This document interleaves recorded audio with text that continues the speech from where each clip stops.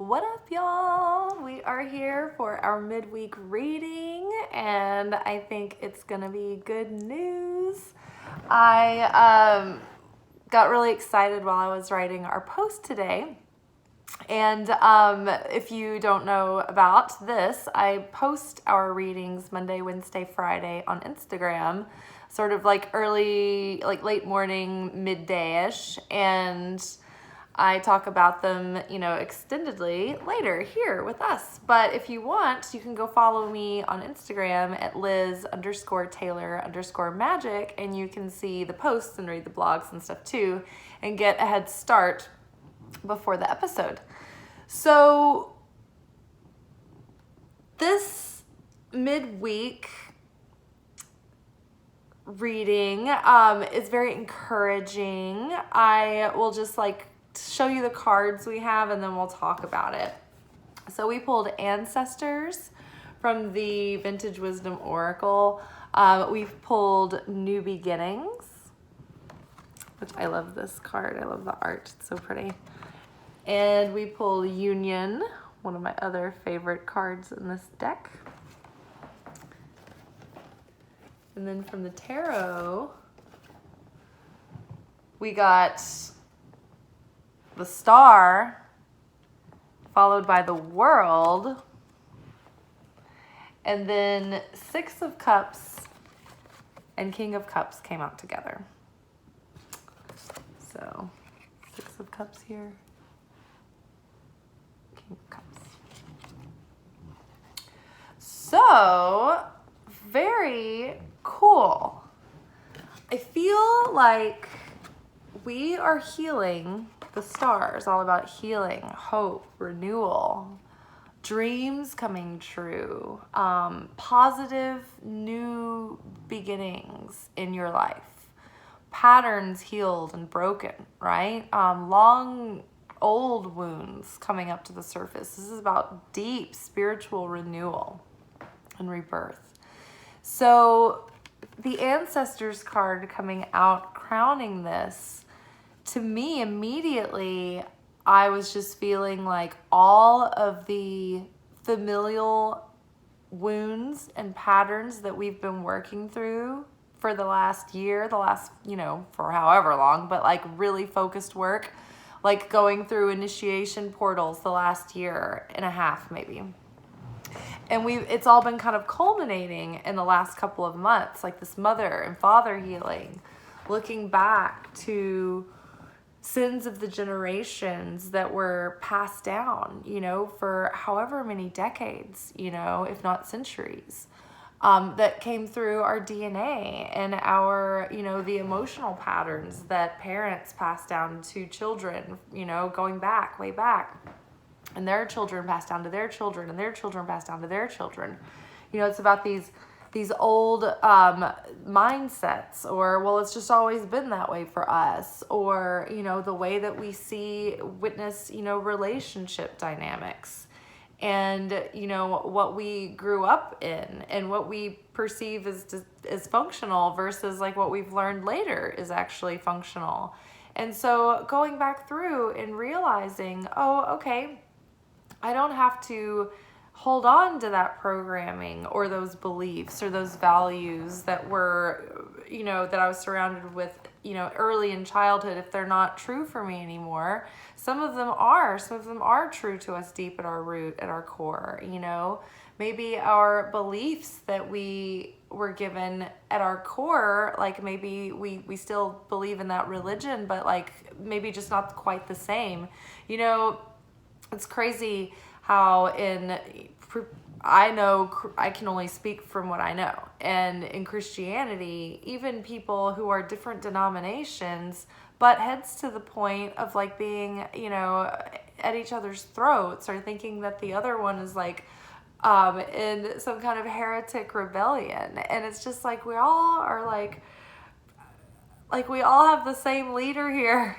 So I don't see what the point, though, what the problem is. It's well, you're just not exactly the kind of Christian I want you to be. You know what I mean? So it's yeah, we might have slight differences, and we can own those and be okay with it.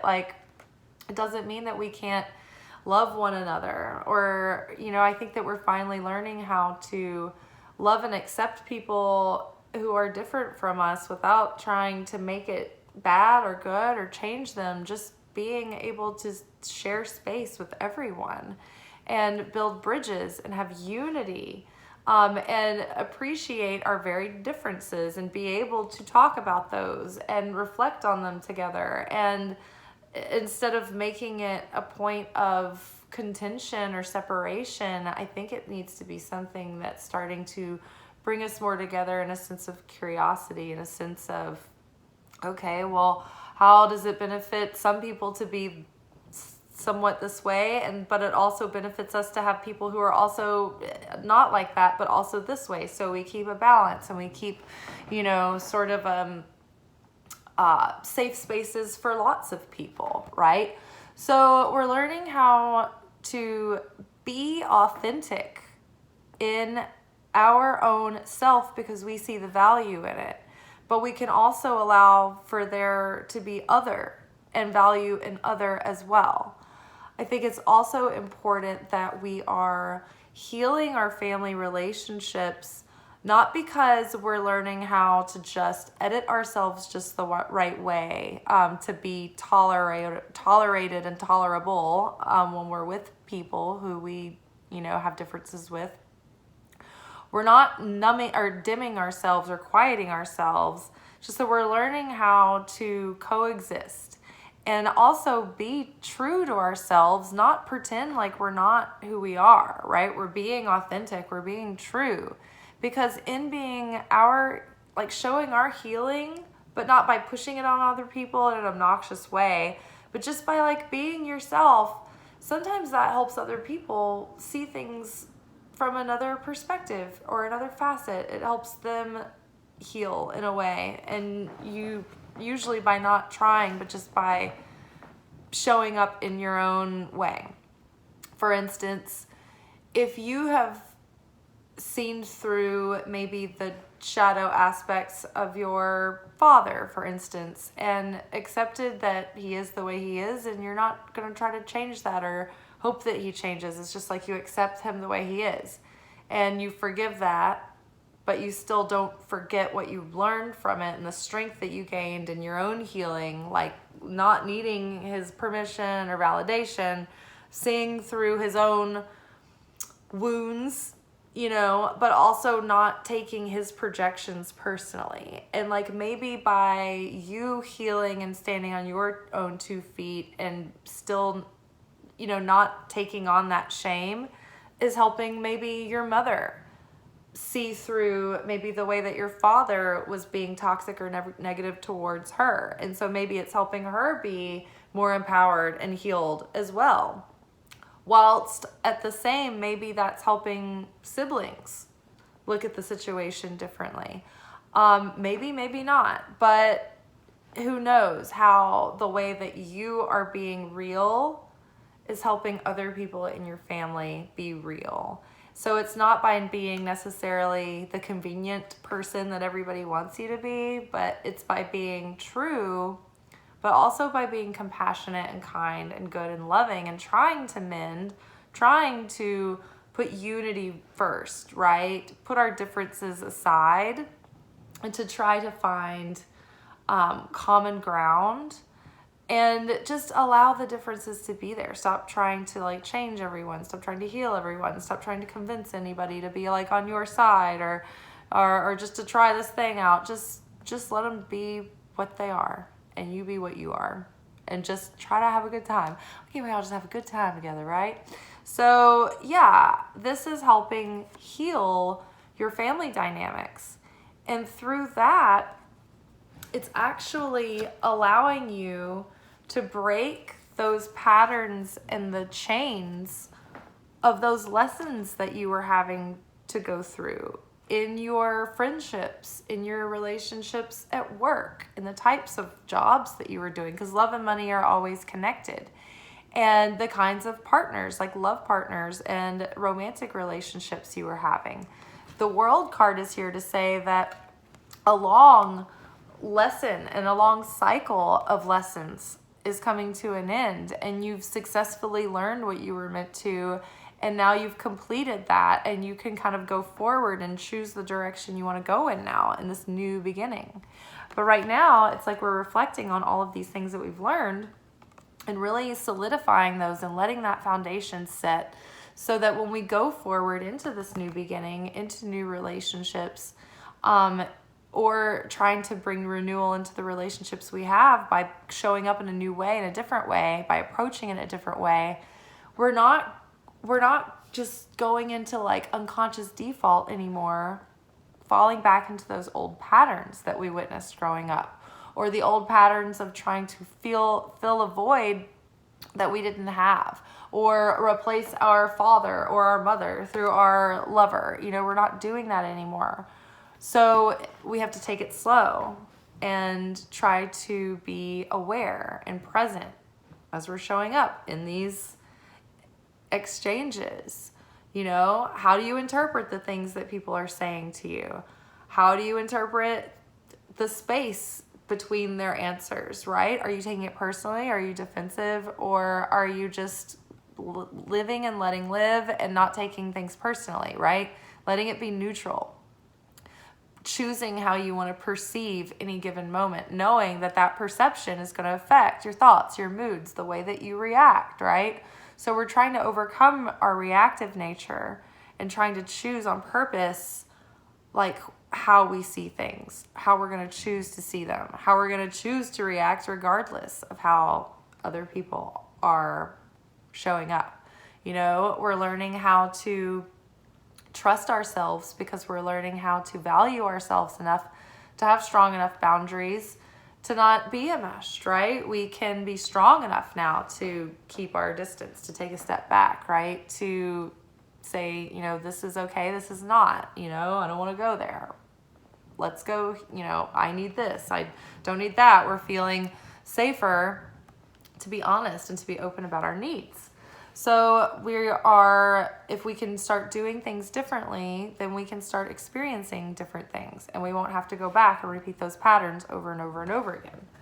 And so because of that, we're having more internal union, right, with our higher self, with this healed version of our soul meeting with a thinner and thinner veil, our higher self.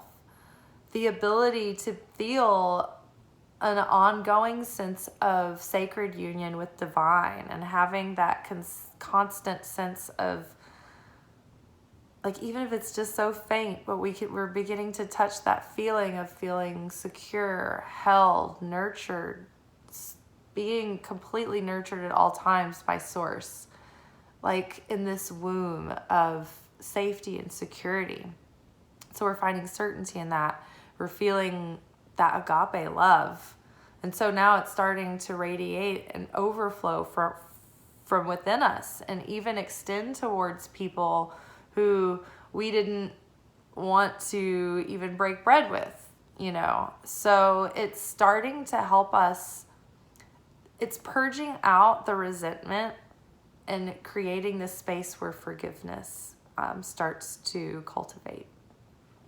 And it's setting us free, and it's bringing us closer to our higher power and our source, because we're leaning on source, higher power, for validation, for fulfillment, for security, for all of our resources, and not others. We're not looking for a lover to fill the void. We're not looking for a lover to make us feel special or uplifted, right? Or seen, because we already feel seen and special and valued and uplifted by spirit. And so then we're free to just enjoy the people around us, and we're not desperately grasping for someone to fill a void or a space around us. So then we're safe to keep that open until someone genuinely resonates. And it's not like we're just reaching for a warm body or for comfort or because we're hungry or thirsty, but rather that we're satisfied with our own company, with ourself, and with our family and friends around us. And we're becoming so nurtured in those that it's spilling out over into our work life. Our work life is improving. Our finances are improving. And sure enough, We are becoming so safe and secure in our own authenticity, in our relationship with Source, with Divine, that Christ consciousness within in our hearts, that Christ consciousness is healing our hearts, right? Through our connection, through that heart centered to the Christ, that we're becoming more self-mastered in our emotional realm. We're becoming more emotionally sober, so that we're not reaching for the bottle of the lover, right? We're not reaching for the high of that hit of just going through people for excitement. And then when it wears off, it's like, okay, where's the next one? Where's the next one? Oh, there's something wrong with this one. I don't want this. It's like, no, we're enjoying life. We're enjoying meeting people, and we're not needing to fill like a relationship slot, so we can leave it open for the right person to come along. Which brings me to, and also we're also being able to heal. Okay, so 6 of Cups. Through all this familial healing, we're also healing a tendency to look at the past as being like, we're healing our story of what happened in the past. We're letting all of that harsh baggage go, so that we're not like stuck in the pain of the stories. We're not, making them any better or worse than they were. We're also not getting lost in the nostalgia of like longing for the good old days, or like wishing that things could be what they were, feeling like the best was behind you. It's never behind you. It's always ahead of you. We are this blooming lotus, the 1,000-petaled lotus of the awakening of the consciousness within us, that radiance that is coming from Source, that's spilling out through our lives. But it's only that because we're coming from the mud, the darkness, the process of being broken open, through the varied experiences and complexities of our lives up until now, that's allowing us to rise up from that difficulty and that adversity and open up to something beautiful, And so the inspiration from the past is coming back, that youthful optimism, that belief that we can have what we deserve, and that the dreams of what we wanted for ourselves, for our future, are possible. And we're starting to feel enthusiastic about that as we kind of look forward to the future. And because our dial is tuning in to our authenticity, we're starting to feel better about things and more uplifted about things. We're starting to connect with that sense of romanticism with life again. And so it's kind of calling in this partner, this romantic, or this possibility, it's putting that vibe out again for us. So it's not necessarily to say that there's like some specific person right around the corner, but we're definitely starting to tune our dial and our magnetism to the point where we're safe to go there, and it's actually possible to have a new beginning because we've learned our lessons, right? And we're taking that wisdom and experience with us into the next, the next union, the next shot, right? All of these inner exchanges are practice, right? It's always the school, the classroom, not the battleground, but the learning ground of how we grow. So all the people that come in and out, right? So don't get hung up on, is it right or wrong? Is it gonna last or not? Just be in the moment. Allow things to come in and out. Don't judge what's good or bad, right? Whatever creator is presenting in front of you at any given moment has something to show you. And so don't be attached. Let it come and go. Let it flow in and out like the clouds, right? And if it's supposed to stay, it's going to, because it's going to be in resonance and it's going to align with you. So new beginnings are coming. Get excited. I'm feeling good, y'all. Well, I am going to get off here. I'm going to heat up some chili, and I don't know what else, but it's going to be good. And I hope y'all have a good rest of whatever it is for you, day or night. Ciao.